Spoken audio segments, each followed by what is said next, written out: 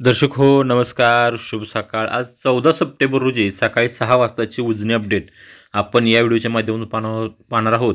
पाठीमागच्या 4 दिवसापासून आपण उजनी अपडेट दिली नव्हती, कारण दौंडचा विसर्ग कमी होता। त्या पद्धतीने उजनीला जो विसर्ग होता तो सुद्धा पूर्णतः बऱ्यापैकी कमी करण्यात आला होता आणि तो काल केवळ 1,500 होता।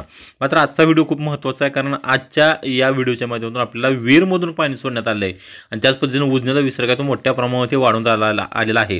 त्याचे अपडेट आपण या व्हिडिओच्या माध्यमातून पाहणार आहोत। दर्शक हो, काल सकाळचे आपण अपडेट पाहिली तर त्यामध्ये साधारण 1,500 क्युसेकचा विसर्ग हा उजनी धरणातून भीमण्याच्या पात्रामध्ये या ठिकाणी सोडण्यात होता। मात्र काल सायंकाळपासून उजनी धरणातून विसर्ग सोडण्यास सुरुवात झाला। काल सायंकाळी जर आपण बघितलं तर त्यावेळेस तो साधारण 1,500 असणारा विसर्ग हा 5,000 क्युसेक इतका करण्यात आला होता। मात्र त्यामध्ये नंतर आणखी पुन्हा वाढ करण्यात आली। सायंकाळी 7 वाजता तो विसर्ग 5,000 क्युसेक करण्यात आला। रात्री 9:30 वाजता तो विसर्ग 15,000 क्युसेक करण्यात आला। मात्र रात्री 1:30 वाजल्यापासून उजनी धरणातून भीमण्याच्या पात्रामध्ये जवळपास 25,000 क्युसेकचा विसर्ग या ठिकाणी सोडला जातोय। त्याच पद्धतीने नेरा खोऱ्यामध्ये सुद्धा पडत असलेल्या पावसामुळे वीर धरणामधून सुद्धा उजनी धरणामध्ये जवळपास 7,837 क्युसेक्स इतका विसर्ग या ठिकाणी सोडण्यात येतोय। त्यामुळे आता भीमा नदीला पुन्हा एकदा जवळपास 30 ते 35,000 क्युसेकचा विसर्ग हा भीमण्याच्या पात्रामध्ये या ठिकाणी मिसळतोय। आपण आज सकाळी दौंडची जर आवक पाहायला गेली तर दौंडची आवक ही सध्या कमी आहे, 3,702 क्युसेक इतकी दौंडची आवक आहे। मात्र उजनी धरणातून जो काय विसर्ग सोडतो त्यामध्ये या ठिकाणी वाढ करण्यात येते।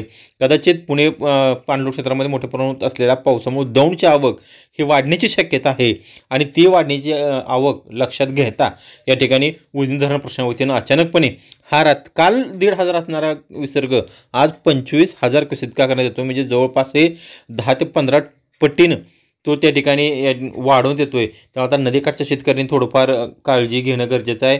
ज्यांनी कुणी मोटरा खाली बसवली असते त्यांनी थोडं आपल्या मोटर आहेत त्या मोटरा वर बसून नदी पात्रावर उतरण्याचं आव्हानही या ठिकाणी धरण प्रशासनाच्या वतीनं करण्यात येते। त्यामुळे आजची अपडेट आपल्याला सकाळी एवढीच महत्त्वाची की उजनी आणि वीरमधून जवळपास 30 ते 35,000 क्युसेकचा विसर्ग हा भीमण्याच्या पात्रामध्ये येतोय। कदाचित यामध्ये वाढ करण्यात आली तर ती सुद्धा वाढ आम्ही तुमच्यापर्यंत या परिवर्तन न्यूजच्या माध्यमातून तुमच्यापर्यंत नक्की पोहोचवू। उजनी आणि वीरचे काही अपडेट आहेत ते अपडेट पाहण्यासाठी आमचं चॅनल नक्की लाईक करा, शेअर करा आणि सबस्क्राईब